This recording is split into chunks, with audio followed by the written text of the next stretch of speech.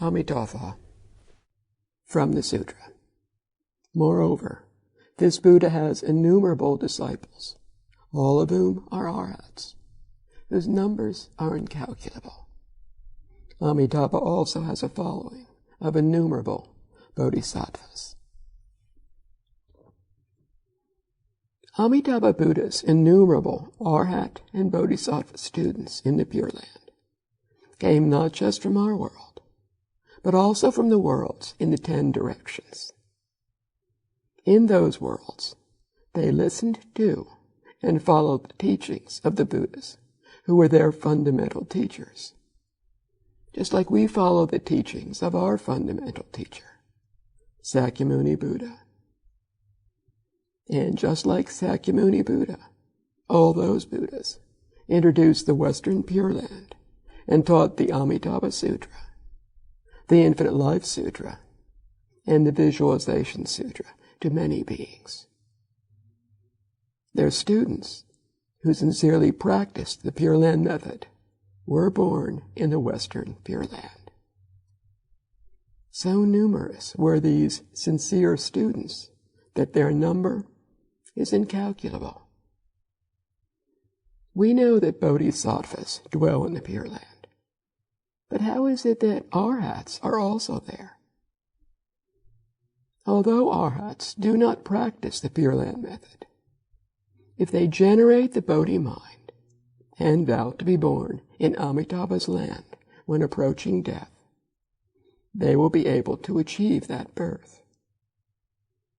Once in the Pure Land, they will continue their progress by learning and practicing the Pure Land method. From the Sutra. The land of ultimate bliss is complete with all these adornments and virtues. Why does Sakyamuni Buddha keep telling Sariputra that the land is complete with all these adornments and virtues? It is done to reinforce the importance of the attributes in that land. A significant attribute is Amitabha Buddha's support, which all beings there receive. Thanks to this support, the abilities, wisdom, good fortune, and enjoyments of these beings are almost the same as Amitabha's. How can this be? We can begin to see how this works with an analogy of a young man who was born to impoverished parents. Although the young man works very hard, he just can't seem to get ahead. His parents aren't able to help him because they too are struggling financially. However, he has an aunt who is extremely wealthy. Appreciating how hard her nephew works and understanding his difficult circumstances, she thoughtfully invites him to live with her in her house. By moving in, he gets to enjoy the same luxurious life she does. He does not own anything he enjoys.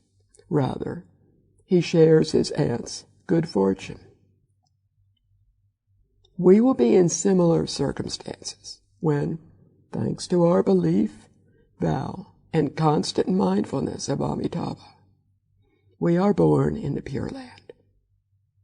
And likely, we will be born in a land where sages and ordinary beings dwell together. Even though we will not yet have accrued our own great good fortune, we will be able to share in and enjoy that of Amitabha Buddha. Great Master O.E. said that such a situation could only happen in the Western Pure Land, and is not to be found anywhere else in the universe. Without Amitabha Buddha's support, we will not be able to transcend the cycle of rebirth in one lifetime. It will just be too difficult for us. The situation of sharing Amitabha's good fortune is therefore of the utmost importance for us. From the Sutra. None of the sentient beings who are born in the land of ultimate bliss ever fall back into a lower realm. This sentence assures us that all the beings in the Pure Land have reached the level of non-retrogression. This also means that they are always improving. The swiftness of their unceasing improvement is possible thanks to the support of Amitabha Buddha and the excellent learning conditions in the Pure Land. In comparison to those conditions, ours here in samsara are woefully inadequate. How so? Being reborn as a human is incredibly rare, and when we finally do obtain a human rebirth, we may not live in a place where we can hear the teachings. Or, upon hearing of this Dharma door and wanting to practice the teachings, we find that friends and family members oppose our practice. Perhaps our surroundings are so pleasurable that we are too distracted to practice. Alternatively, our surroundings may be so harsh that all we can think of is surviving for one more day. One way or another, we lack the good fortune to have suitable conditions for practice. On the other hand, we could indeed be fortunate enough to hear the teachings, have time to practice, enjoy the support of friends and family members, and possess favorable surroundings for practice. But what if in the face of all our advantages, we become arrogant and self-absorbed? We could squander our good fortune on personal enjoyments. Or, feeling lazy and complacent, we could dismiss the urgency of practice, saying there will be time another day. For these and so many other reasons, we all too often regress in our practice to attain Buddhahood. The quickest way to attain Buddhahood is to make continuous progress, to reach the level of non-retrogression. For beings like ourselves, this is best accomplished in a land that is tailored to accommodate our needs and shortcomings. And so Sakyamuni told us that of all the Pure Lands, we should seek birth in the Western Pure Land of ultimate bliss, a land so ideal that Buddhas in the 10 directions teach the Pure Land method and encourage all beings to seek birth there. We can further appreciate the importance of this sutra passage, assuring us of non-retrogression, when we consider 5 fundamental reasons why we will never fall back in that land. First is Amitabha Buddha's 20th vow. The beings who sincerely practice and chant his name, he said that at the end of their lives, along with an assembly of bodhisattvas, he would come to escort them. In an instant, they would be born in his land and become non-retrogressive bodhisattvas. Furthermore, Amitabha concluded all 48 of his vows with the same pledge. If he did not fulfill the particular vow, he would not attain perfect enlightenment. Sakyamuni told us that Amitabha became a Buddha 10 kalpas ago. This is our assurance that all of Amitabha's 48 vows were indeed fulfilled, including the vow of non-retrogression for all those born in his land. Second, Amitabha supports all beings who sincerely chant his name. Due to this support, all those in the Pure Land, will never again regress. But one does not even have to wait to be born in the Pure Land to receive Amitabha's help. Those who sincerely practice and vow to be born in the Pure Land will receive his support even now, even here in samsara. We can see how this works upon reading Amitabha's 13th and 14th vows. In these two vows, he pledged that when he became a Buddha, his light would be infinite, universally illuminating the 10 directions. It would be unsurpassed by any other Buddha's light, and would exceed by a quadrillion times that of the sun and the moon. All beings who saw his light, who were illuminated by it, and who felt it touch their bodies, would be peaceful and joyous. They would perform virtuous deeds with compassion, and eventually be born in his land. If all this were not so, he would not attain perfect enlightenment. With his infinite light, Amitabha found a way to help and support us, even while we are still in samsara. But if Amitabha's light is illuminating the 10 directions, why do we not see it? We are not yet truly sincere in our chanting. It is as if on a cloudless day, the sun shines brightly all around us, but we stand gripping an open umbrella directly overhead. In ignorance, we block the very light that is streaming unabatedly toward us. Third, even the trees, railings, birds, and celestial breezes in the Pure Land teach the Dharma. None of these things happen in our world. We do not get to learn from the trees or the birds, from the nature that surrounds us. There is no continuous teaching, and so it is much easier for us to regress in our learning. And even when we do listen to teachers or read their books, it is still very easy to be lazy and to have wandering thoughts. In the Pure Land, however, we will be immersed continuously in the teachings. With Amitabha's support, our mind will naturally be pure and proper. Fourth, in our world, one teacher instructs many students. In the Pure Land, each being has a manifestation of Amitabha for a teacher.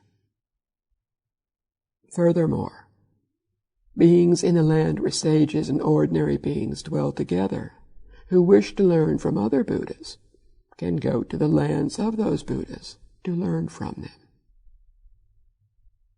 Beings in a land of real reward, who want to learn from other Buddhas, will see a manifestation of that Buddha right in front of them. Thus, the beings in the Pure Land can effortlessly learn from countless Buddhas.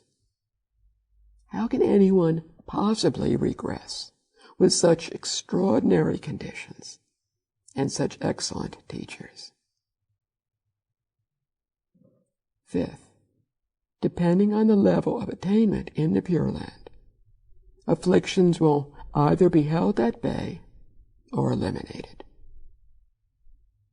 Amitabha has created a world in which afflictions, which are serious obstacles to our progress, do not have any opportunity to arise.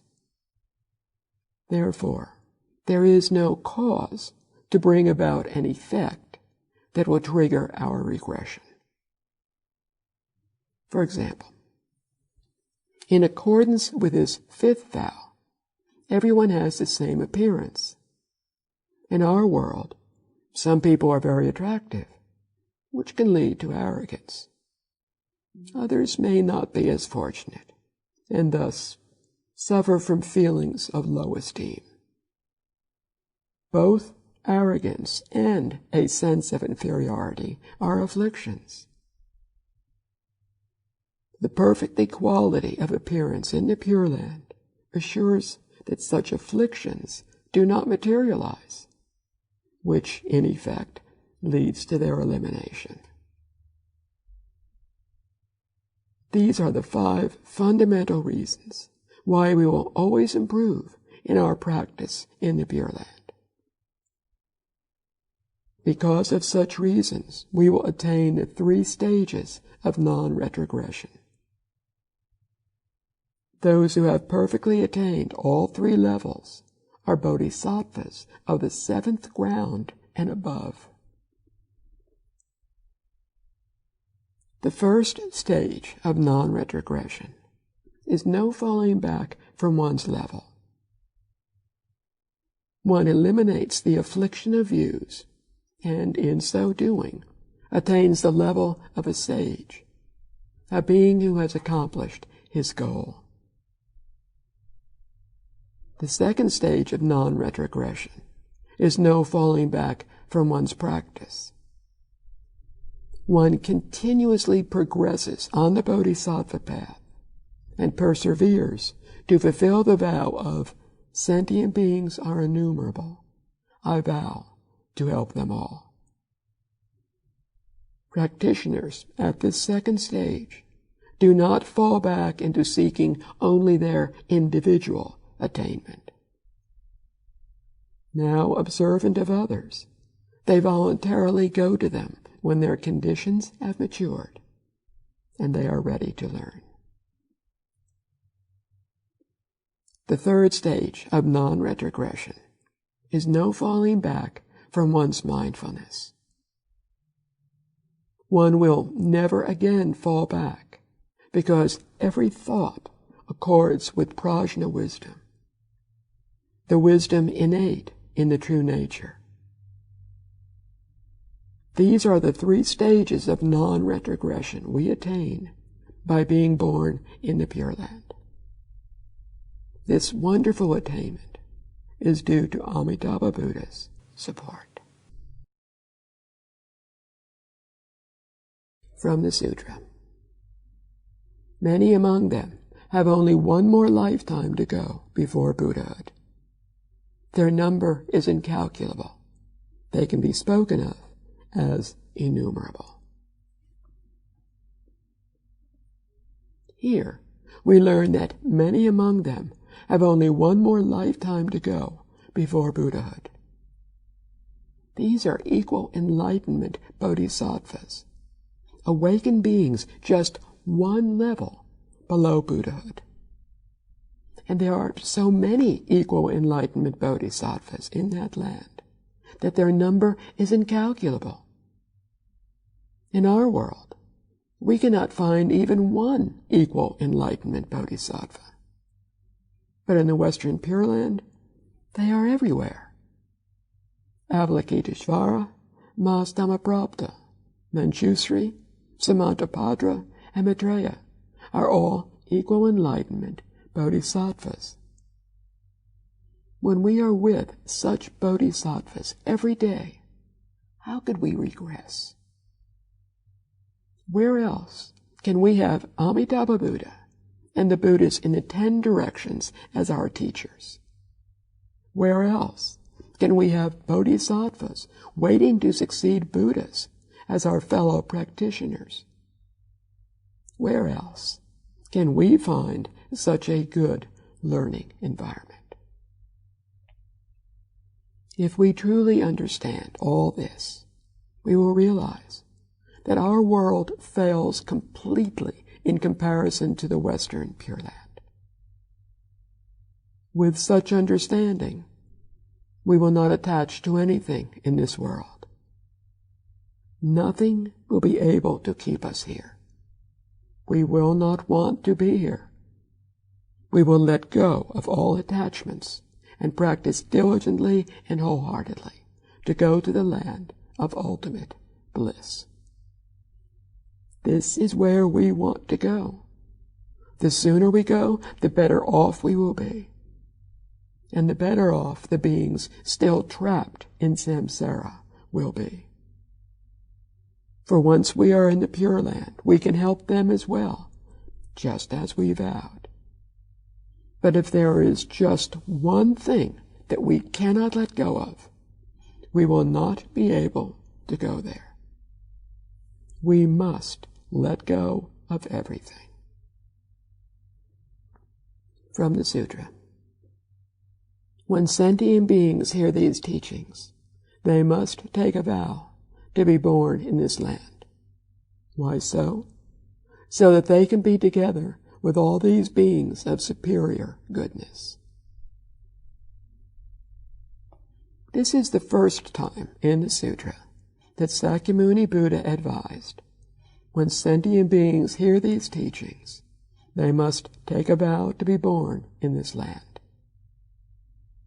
In this short sutra, he urged us not once, but 3 times to make a vow to be born in the Pure Land. Why so many times? Because this vow is of vital importance. Vow, belief, and practice are like the legs of a 3-legged stool. Without any one leg, the stool cannot stand.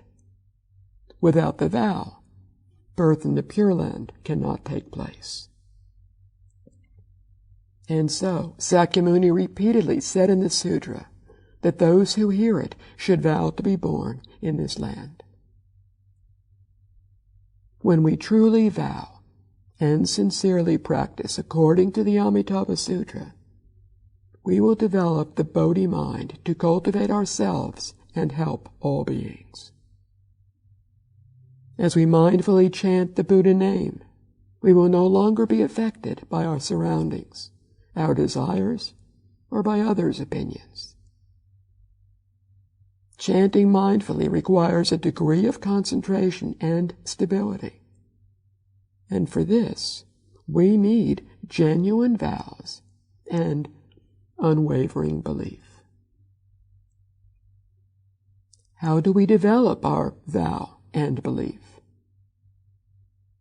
We develop them by learning and practicing the Pure Land teachings and progressing step by step. Additionally, just like the legs of that stool, our belief, vow, and practice need to be balanced, for all 3 are equally important. Sakyamuni Buddha next told Sariputra that beings born in the Pure Land would be together with all these beings of superior goodness. These beings have eliminated greed, anger, ignorance, and arrogance. They practice the 10 virtuous karmas, the 6 paramitas, and the 10 great vows of Samantabhadra. Surrounded by such accomplished beings in that land, how could we not practice diligently and progress smoothly toward Buddhahood? And yet, despite knowing about the beings and the environment in the Pure Land, are we practicing diligently to go there? Great Master Oe said that practitioners who are not lack belief in this Dharma door. Although they study and chant, they remain half convinced and half in doubt. Instead of believing in the utmost importance of fulfilling their vow to be born in the Pure Land, and hence spending time on it, they prefer spending time in satisfying their desires and indulging their senses. Too often, they choose these over mindful Buddha name chanting. A tragic mistake. Great Master Oe was deeply distressed about this. He was not distressed with people not having opportunities to hear this sutra. That happens because they have overwhelming karmic obstacles. The Master was concerned about the people who do have the opportunity to hear the sutra, but let the opportunity slip by. They waste the chance to practice according to the teachings. Their belief and vow are not strong enough. And so such people, ruled by their afflictions and residual habits, continue to commit the 10 evil karmas. If we genuinely believe this Dharma door, if we sincerely vow to be born in the Pure Land, we will stop committing the 10 evil karmas. We will practice the 10 virtuous karmas. Why? Because with true belief, we will do everything possible to fulfill our vow and join the beings of superior goodness in the Western Pure Land. From the Sutra, one cannot be born in this land through minor good roots, blessings, virtues, good fortune, and causal connections. This sentence tells us what is needed to be born in the Pure Land. Abundant and great good roots, not just minor ones, and right causal connections, not just any ones. How do we get these? By chanting the name of Amitabha Buddha. When we do so, we share in the benefits derived from the good roots, good fortune, virtues, and causal connections of Amitabha and all other Buddhas. It is like that impoverished young man who, by living with his wealthy aunt, shared in her good fortune. Additionally, when chanting, we uncover our own good roots, good fortune, virtues, and causal connections that are already within our true nature. Uncovering these is why chanting the Buddha name is so important. Why do we obtain all these by chanting Amitabha's name? Amitabha vowed that those who chant his name would be born in the Pure Land. This vow assures us that if we chant properly, we will receive his support. We do not get such support when we chant the names of other Buddhas. Why not? Because Amitabha's 48 vows resonate with our true nature, and because we have an excellent affinity with him. Other Buddhas do not have Amitabha's 48 vows, nor do we have a strong affinity with them. So the mutual resonance is not as powerful when we chant their names. What are good roots, good fortune, and causal connections? Good roots is our having firm belief and resolute vow. We have firm belief when we do not have the slightest doubt about the Pure Land teachings, and when we understand and believe in the Buddha name chanting method. We have resolute vow when we let go of all worldly, physical, and mental concerns and focus on being born in the Pure Land. To accumulate and strengthen our good roots, we need to learn the Dharma. If we believe but are unable to practice, then we do not have enough good fortune. We are not alone in this, because in samsara, the good roots and good fortune to become a Buddha are extremely rare. Good fortune is making the vow to be born in the Western Pure Land, mindfully chanting the Buddha name, and practicing the teachings. It is meeting good fellow practitioners and learning and discussing the teachings with them to deepen our understanding. After we have this understanding, Good fortune is applying what we believe and understand in our daily life, and single-mindedly chanting Amitabha's name. To want to be a Buddha is the highest aspiration we can have. If we have enough good fortune, we will find it easy to concentrate on Amitabha's name, and will not find ourselves distracted from the practice. If we do not yet have enough good fortune, we can work on letting go of our selfishness and doing good deeds for the sake of all beings. Furthermore, it is crucial that we strive to always chant the Buddha name. This chanting makes it easier for our mind to become calm. Having a tranquil mind, we will better know how to help others. Gradually, as we help others, our good fortune will increase. This brings us full circle, because having more good fortune makes it easier for us to concentrate on chanting the name of Amitabha, which is the wisest use of our good fortune. Using our good fortune unwisely, we will end up enjoying it here in samsara. Enjoying it here will be yet another tragic mistake, because the good fortune of being reborn in samsara does not begin to compare with the good fortune of being born in the Pure Land.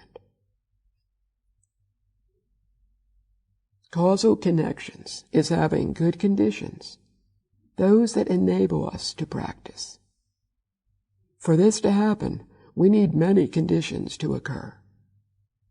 First, we need to be reborn as a human, which is extraordinarily rare. Second, we need to be reborn at a time when the teachings are present in the world. Such a rebirth is so rare because the teachings are absent from this world of endurance for prolonged periods of time. As we previously learned, Sakyamuni's teachings will only remain for 9,000 more years, and Maitreya will not appear for another 5,670 million years after that. Additionally, even if the teachings are present in the world, and we are reborn as humans during this time, we may not be in a place where we can learn them. Third, if we do learn of the teachings, we may not be able to genuinely accept them. Fourth, even if we do accept them, due to our personal situation, we may lack the conditions to practice. Fifth, if we are able to practice Buddhism, we may encounter schools other than Pure Land, even though our roots are with the Pure Land school. Sixth, even if we have the roots to encounter and learn the Pure Land teachings, we may not meet a teacher to learn from and practice under. Finally, we may be able to hear of Buddhism, accept the teachings, later encounter the Pure Land method, and find our teacher, but then fail to make being born in the Western Pure Land of ultimate bliss the most important thing in our life. All these are just some of the many problems we can encounter while trying to practice.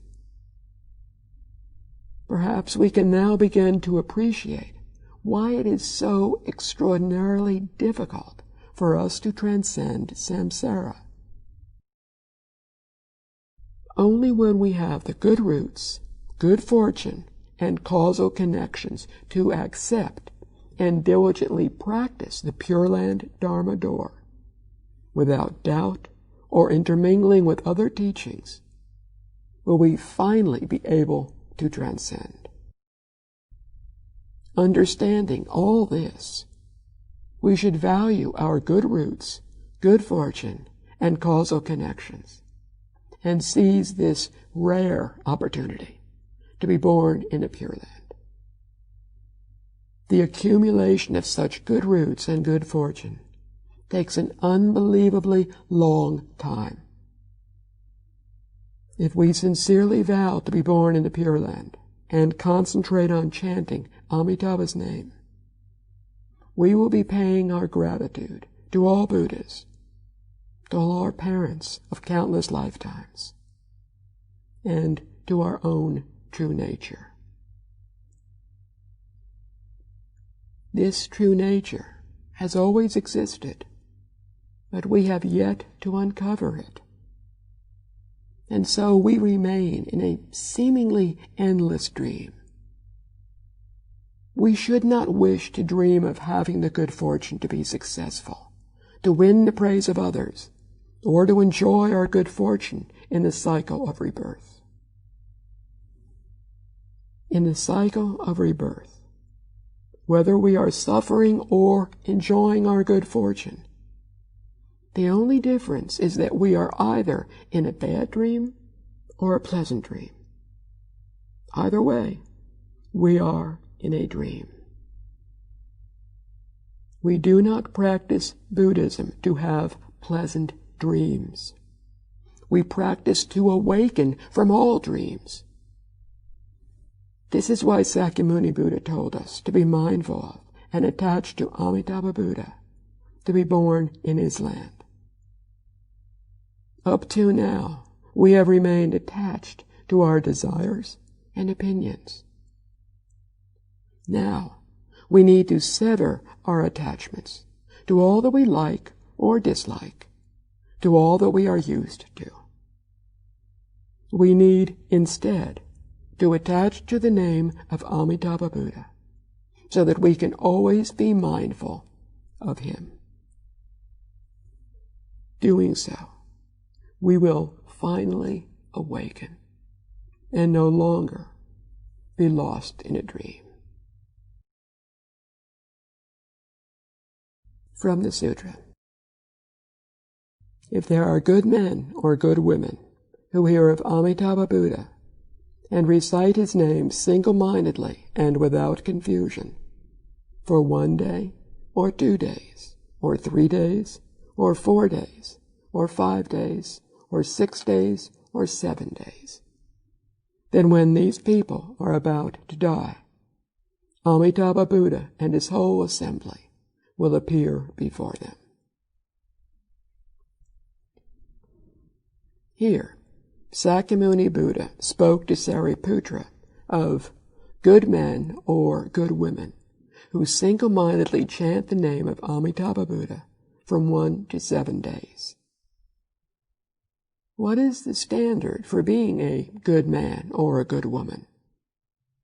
In other schools, it is fulfilling the 10 virtuous karmas. In the Pure Land school, the standard is to be mindful of Amitabha Buddha. When we are sincerely mindful of him, we will resonate with his mind of goodness. This will naturally fulfill the 10 virtuous karmas. Good speech and good actions will follow from our mindfulness, just as water naturally flows downhill. Anyone who has tried to chant the name of Amitabha Buddha single-mindedly can appreciate just how difficult it is. When we first begin to chant, we do so with a scattered and chaotic mind. This is a mind in which our erratic thoughts bombard us continuously as we attempt to chant. And it seems that the harder we try to focus, the more chaotic our mind becomes. Quite honestly, our mind has been chaotic for a very, very long time. We were simply not aware of it. Now, after trying to focus our mind time after time, we realize just how scattered and chaotic our thoughts are. This realization is vital if we are to progress in our practice. For as an ancient practitioner warned, Even if one chants the Buddha's name until one's throat is hoarse, one's chanting with a scattered and chaotic mind will be futile. It will be futile because chanting with a scattered and chaotic mind will not result in being born in the Pure Land in the current lifetime. Luckily for us, the practitioner's warning does not mean that such chanting is worthless. At the least, it will result in good fortune, though this good fortune will be enjoyed only by being reborn as a human or heavenly being in a future lifetime. As we continue diligently with our chanting, little by little, our mind becomes less chaotic. We gradually begin to chant with a scattered mind. This describes an unfocused mind, one that is not yet able to concentrate solely on the Buddha name. And so sometimes we will be mindful of Amitabha Buddha, and at other times we will have wandering thoughts. While a scattered mind is not our goal, with this mind we are at least able to begin to use the Buddha name to reduce and even keep our wandering thoughts at bay. When our chanting is not sufficient to accomplish this, we can simultaneously visualize Amitabha, our lotus flower, or the other adornments of the Pure Land while we chant. What we are striving to attain is constant mindfulness. This is spoken of in the Infinite Life Sutra as single-mindedly concentrating on mindfully chanting the Buddha name. Constant mindfulness is to continuously hold the name of Amitabha in our mind, whether walking, standing, sitting, or reclining. With constant mindfulness, we will no longer have afflictions like selfishness, greed, anger, ignorance, or arrogance. We will be using one pure thought, that of Amitabha Buddha, to replace all wandering thoughts. When we are born in the Western Pure Land through mindful chanting, we will still have wandering thoughts. At that point, we will not yet have eliminated them. We will bring them along because they are still with us. What about residual karmas? We also bring along these remaining karmas. Once in the Pure Land, our continued chanting will further reduce these wandering thoughts and residual karmas, gradually eradicating them all. In time, we will attain the state of one mind, undisturbed. To be born in the Western Pure Land, we should always regard ourselves as beginners. We should also remember what we have learned. No matter what conditions we encounter, irrespective of the various emotions or ideas we may have, we should not attach to the conditions. Indeed, we should not attach to anything of this world. Rather, we should practice to achieve constant mindfulness, to have the name of Amitabha Buddha in our mind 24 hours a day. In this sutra passage, Sakyamuni spoke of chanting Amitabha Buddha's name for 1 day, or 2 days, or 3 days, or 4 days, or 5 days, or 6 days, or 7 days. The Infinite Life Sutra says 10 days, and the Visualization Sutra specifies just 1 day on the condition that we truly repent. The number of days differs because, to help everyone, Sakyamuni Buddha taught different methods to different people. The ultimate purpose of our practice is to attain constant mindfulness. We cannot assure ourselves that when we are about to die, we will be in this state. And so we need to prepare, even for 30 or 40 years. Once we achieve these states, we will not lose them. Rather, we will be more diligent and work even harder. We will be filled with Dharma bliss and will receive unimaginable benefits. To appreciate the benefits that are possible through diligent practice, we can consider the account of Venerable Isho, who lived 4 centuries ago. Venerable Isho chanted the name of Amitabha Buddha while doing walking meditation in a small area that was covered with flat stones. So diligently that he practiced walking meditation that he wore holes in the stones. When the stones were replaced, again he wore them down. Despite his determined practice, Venerable Isho encountered a serious karmic enmity from a past lifetime. This enmity was reborn as the young orphaned boy, whom Venerable Isho raised. He was a rebellious boy, and as time passed, his misdeeds grew more flagrant. When Venerable Isho spoke to him about this, the boy's behavior became even worse. Finally, one night, he and some other boys attacked Venerable Isho when the Venerable was doing his walking meditation. They beat him until he died. But throughout the attack, Venerable Isho continued chanting. One might ask why such a terrible thing would happen to a monk who practiced so diligently. We need to understand that had Venerable Isho not practiced so well, he would never have been able to continue chanting until the moment he died. This account appears in a book that tells of people who were born in the Pure Land.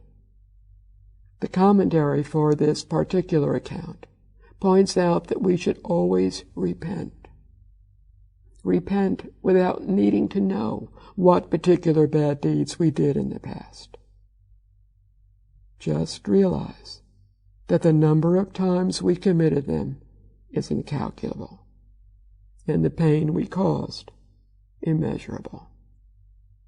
And no matter what happens to us, we should never allow our belief to be shaken, or our vow to be born in the Pure Land to be forgotten. Like Venerable Isho, we need to be determined and chant the Buddha name single-mindedly and without confusion. How do we do this? First, we bring the thought of Amitabha into our mind. Then, as we chant or say Amitabha, our ears hear and our mind concentrates on and embraces Amitabha. Thus, the mind, the mouth, and the ears are all absorbed in this chanting. If intoning silently, we listen to and concentrate on our voice in our mind.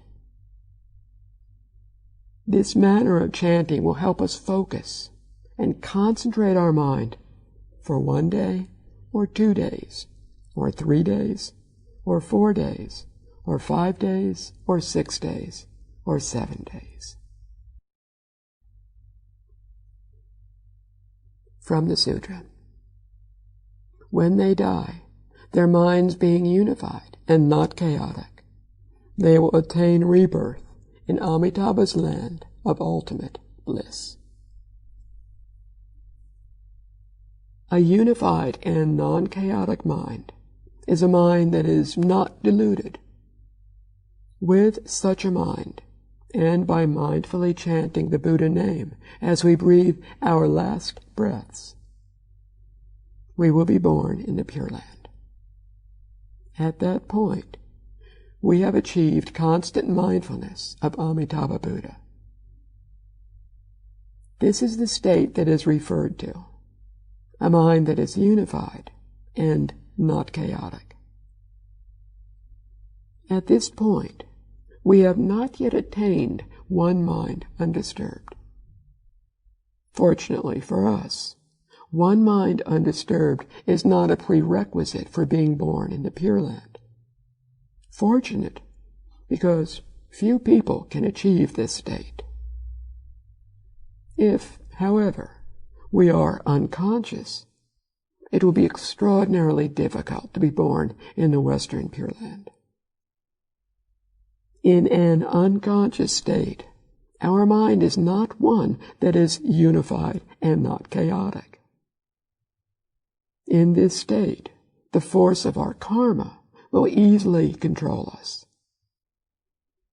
As a consequence of having predominantly committed bad deeds, we will likely go to one of the three evil paths. Our very heavy negative karma carries with it the retribution of much suffering. As the Diamond Sutra says, were it not for our practice, our suffering would be much worse. This holds true not only for everyday life, but also for when we are dying. When unawakened people are dying, they find it very arduous to maintain a calm, clear mind. As practitioners, we know that if we can always have an undisturbed mind and always mindfully chant Amitabha's name, it is due to the support of Amitabha. Without such support, it would be almost impossible for us to remain calm, clear, and mindful of him. The pull of our bad karma is too strong. With this bad karma, coupled with a chaotic mind, we could easily find ourselves unable to chant while we are breathing our last breaths. A chaotic mind is a deluded mind. In this deluded state, it will be very easy for those whom we have hurt or treated unfairly over countless lifetimes to come seeking revenge. These enemies are not evil. Like us, they are unawakened. But having been harmed by us, they wish to hurt us in return. And they know that as long as we continue to be reborn in samsara, their opportunities to do so can still arise. If we are born in the Pure Land, however, our karmic enemies will forever lose the chance to get even. Knowing this, they will do everything possible to prevent our birth in that land. And the easiest time to impede us is when we are in a weakened state, when our concentration can falter and our mind become chaotic and deluded. It thus becomes vitally important that we manage to chant mindfully. For the power generated by our chanting can hold these karmic enemies at bay. But we should do even more. We can dedicate the merit from our chanting to these karmic enemies so that they too can be born in the Pure Land. This way, our past enemies can transform into fellow practitioners. To be single-minded and not deluded as we are breathing our last breaths, we need good fortune. To accumulate good fortune, we need to share that which we already have. We must not waste it. This is accomplished by giving to others and by not indulging ourselves. We also need to cultivate wisdom so that we will know how best to use our good fortune and not inadvertently commit more bad karmas. If we are unwise, we will use up this good fortune. Having none left at the end of our life, we may then become deluded at the time of death. So, if we are wise, we will live simply, avoid committing bad karmas, and share our good fortune. Having an ample supply of good fortune at the end of our life, we will be clear-minded as we chant the name of Amitabha Buddha and see him come to guide us home to the Pure Land.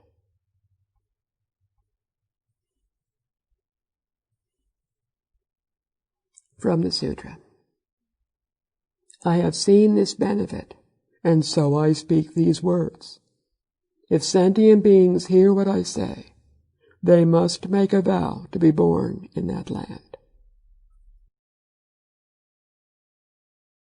Sakyamuni Buddha, telling Sariputra, I have seen this benefit, was to reassure those listening to this teaching, as well as all those who would encounter it in the future. Although those in the assembly had not seen the advantages of being born in the Pure Land, Sakyamuni had. And having seen those benefits, Sakyamuni told us that good men or good women who hear of Amitabha Buddha and then chant his name single-mindedly and without confusion for 1 to 7 days will receive a remarkable outcome. This outcome refers to horizontal transcendence. In contrast, other Buddhist schools practice vertical transcendence, which requires that those who wish to transcend the suffering in samsara must go through the step-by-step progression in their practice and cultivation.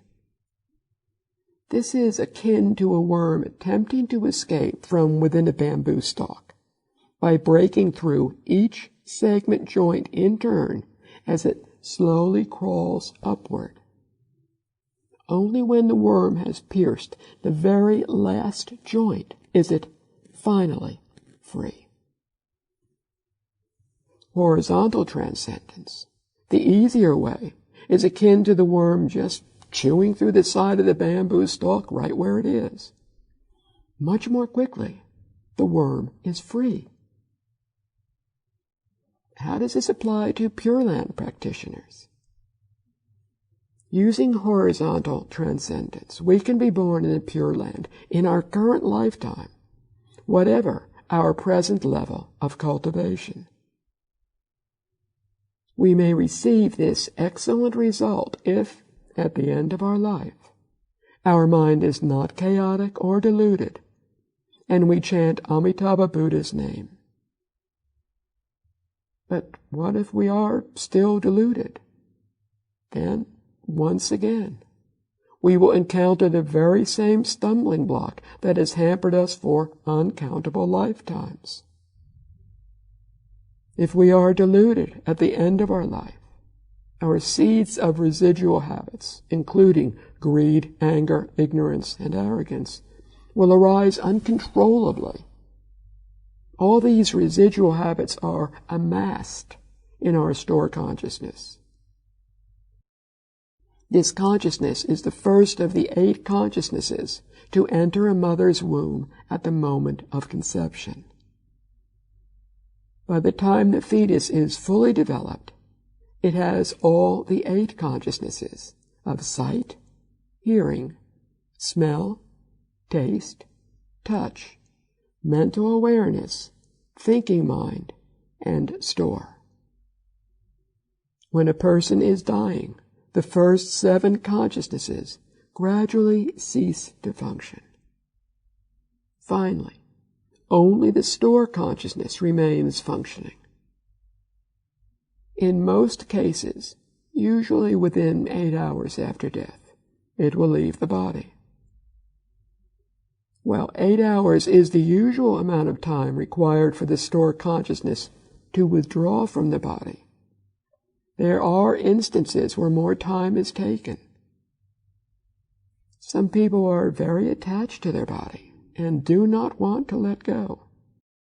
And so the stored consciousness may not leave until 12 or 14 hours after death. In some instances, the stored consciousness may not leave for several days. Others may even be chanting for them. But by being extremely attached to their bodies, they are obstructed from being born in the Western Pure Land. Intensely deluded, these people are their own obstructions. Clearly, we need to ensure that we are not deluded at the time of death. To accomplish this, we need to live simply, end wrongdoings, and cultivate wisdom and good fortune. Then, at the end of our life, clear-headed and without fear, we will be able to be steadfast in our belief and our vow, and mindfully chant the Buddha name. Amitabha Buddha will come to guide us to the Pure Land. This is why Sakyamuni Buddha spoke of the necessity of a mind that is unified and not chaotic.